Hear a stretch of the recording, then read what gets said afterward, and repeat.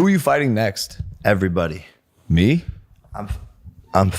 Yeah, I'll fight you. The Paul brothers brought their signature brand of chaos to Impaulsive, and boy, it was a train wreck. Honestly, Logan is doing so poorly here that he actually makes Jake seem tolerable for once. Yes, you heard that right, JAKEPAUL, tolerable. Who knew that was even possible? And let me tell you, if awkward sibling dynamics were a sport, Logan and Jake would have gold medals by now. From the very start, you could feel the tension in the air. Logan, ever the big brother, was clearly on a mission to make this episode all about him, disguised, of course, as concern for Jake.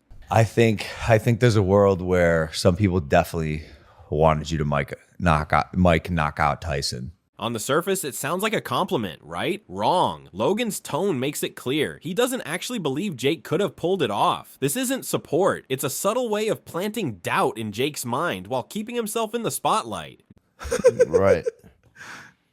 You know? Jake, meanwhile, is keeping it cool. Too cool, in fact, for Logan's liking. It's no wonder Jake didn't take this podcast seriously. He's probably just tired of dealing with Logan's ego.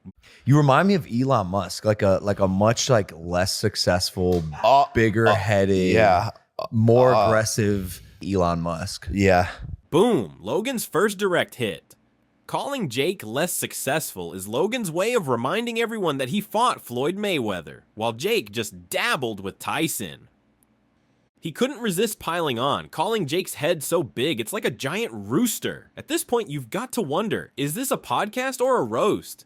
That's a really big compliment.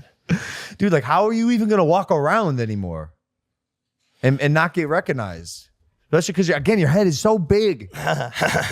You're so recognizable. Yeah, it's just like a giant rooster head. There it is again. Logan's got this magical ability to turn a compliment into a jab, like he's hosting a roast but forgot to tell Jake. Meanwhile, their chemistry is like watching two magnets with the same charge, constantly repelling each other. Logan tosses out zingers, clearly fishing for a reaction, and Jake? He's over here swatting them away like they're mosquitoes at a summer barbecue.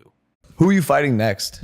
Then came the moment everyone had been waiting for, the brothers discussing the possibility of fighting each other in the ring. And let me tell you, this was when the gloves, figuratively, came off, and they let slip how they really feel about each other. Everybody. Me? Yeah, I'll fight you. You would fight me? Why not? You're fucking tiny. Classic Jake. When in doubt, go for the size jokes, even when they make zero sense. Calling Logan tiny is objectively hilarious because, let's face it, Logan isn't exactly petite, but Jake doesn't care. He's clearly just saying whatever pops into his head to get through this podcast. I'm taller than you. It's less about logic and more about keeping the energy chaotic. Meanwhile, Logan sits there trying to process the absurdity, probably wondering if Jake even knows what tiny means. It's peak sibling nonsense, and somehow it works. You're still tiny. That doesn't even make any sense. You're just a tiny little guy. Bro, just a tiny little pickle. Nah, A tiny pickle? Seriously, Jake? At this point, his insults are so over the top, they sound like they were brainstormed by a committee of toddlers. You're such a tiny little pickle, you little little pickle. Whatever Oh, happened you're so cute. 2 or 3 years ago, You are a cute little where pickle. you got inflated. It's like somebody inflated you. Doesn't make me tiny. I just didn't get inflated. Logan tries to smile his way through it, but you can see the cracks forming. At this point, he's pretty sure Jake is just messing with his podcast for fun.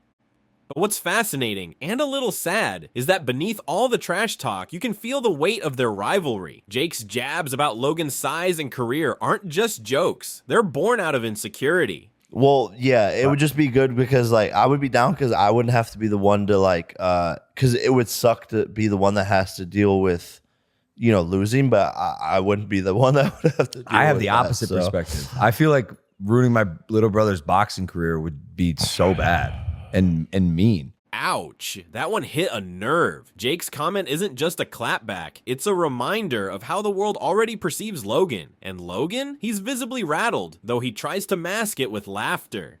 As if the tension wasn't high enough, the brothers then pivoted to the topic of roasting, and things got even more ridiculous. Your roast earlier wasn't good, bro. Okay, let me try again. Your nose looks like Squidward. Bro, Okay, not the most original insult, but Logan's reaction made it gold. He tried to laugh it off, but you could tell it bothered him, and then Jake doubled down. Oh my God, handsome Squidward is what you look like. Not at all. You look like handsome No, I Squidward. don't. No, I don't. Yeah, you do. It's petty, it's childish, and at this moment, I don't even know what I'm looking at. And then came the final spiral into madness. One of Jake's friends asked to crash the podcast. Yeah. No. Yeah, you want to come on here? You can if you want. Nothing else is going on.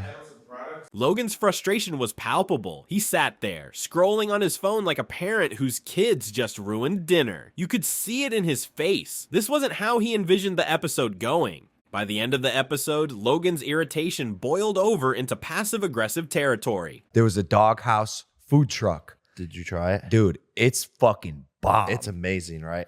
I'm so critical, sometimes to the point of being an asshole most times. Well, all the time. 99% of the time. And bro, I was like, But it's good because now you're understanding that. It's delicious, Jake. Thank you. Your wing, the El Gallo wing, was bomb. It's amazing. I made the sauce myself. I'm very proud of that. Did you really? Like actually mix the ingredients in and then they... Yeah, the guy's like, yeah, didn't you see? Jake was in the kitchen. I go, yeah, bro, I know how social media works. No, I actually made it. Oh, really? Like I actually made it. Good. But yeah, everyone needs to go try Doghouse. It's really fucking fire. It is good. Good job for you. Logan scrambles to save face, calling the wings amazing, though it's highly doubtful he ever tasted them. Meanwhile, Jake sits there looking half dead, wondering why he even bothered promoting his doghouse at all. Do you think you and Mike Tyson will go back to being friends again? Yeah, we will for sure. We already, kind of showed each other a bunch of love in the ring, and we just have respect for each other. Bro, after he fought you, I too went up to him and I was like, I love you, Uncle Mike. You're so great, whatever. He's just standing there kind of like not really present, just like looking around. I think he was tired. Logan seizing his signature, how can I make this about me? Moment. Because why focus on the fight when Logan Paul's ego is the real main event? He looks genuinely shocked that 58-year-old Mike Tyson, a man who just went 8 rounds in the ring, is too tired to humor his post-fight small talk. Well, thank you for having me on this podcast show. And I think it was just a hangout. We're just hanging out. Hungover, brain dead hangout. Yeah. I want to add a disclaimer to the end of the episode. Sure. Nothing that was said on here is real, and it was all AI. Yep. 100%. And just like that, another Paul Brothers podcast descended into beautiful chaos. What started as a conversation about boxing ended as a testament to their dysfunctional relationship. But here's the thing, for all their bickering, Jake and Logan are two sides of the same coin. Their rivalry might be toxic, but it's also what keeps them going and what keeps us watching. Whether it's fights, roasts, or random chaos, one thing's for sure, the Paul Brothers never disappoint. And who knows, maybe next time we'll get an actual meaningful conversation, or more likely, we'll get even more chaos wrapped in nonsense. Either way, we'll be tuning in.